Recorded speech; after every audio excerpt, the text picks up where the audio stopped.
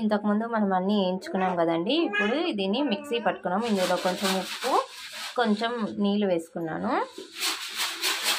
మిక్సీకి వేసుకున్నాం కదండి. దాని తర్వాత మనం ఊరంతా ఇప్పుడు తిరబాటు పెట్టుకున్నాము. చట్నీకి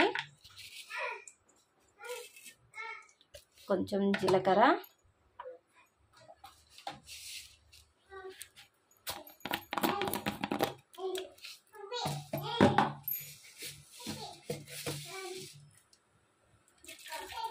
కొంచెం ఆవాలు, జీడిపప్పు, కరివేపాకు, కొన్ని కొంచెం తిరువాత పప్పు, అలాగే కొంత ఇంగువ,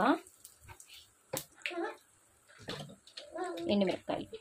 ఇప్పుడు ఇది తిరువాత అయిపోయింది కదండి. మనం ముందుగా గ్రైండ్ చేసుకున్న ఈ పేస్ట్ని ఇందులోకి వేసుకొని కలుపుకున్నాం. ఇప్పుడు చట్నీ ఇందులోకి వేసాం కదండి. ఇప్పుడు నీట్గా ఇందులోకి తిరువాత పెట్టాం కదండి. బాగా కలుపుకోవాలి. మీకు ఉప్పు సరిపడేది లేదా చెక్ చేసుకొని ఇందులోకి కొంత ఉప్పు వేసుకోండి.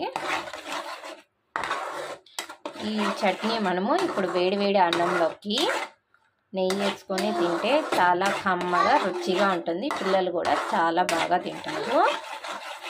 మీకు నచ్చితే నేను చేసిన వంట లైక్ చేయండి, షేర్ చేయండి, సబ్స్క్రైబ్ చేసుకోండి. మీ భార్గవి.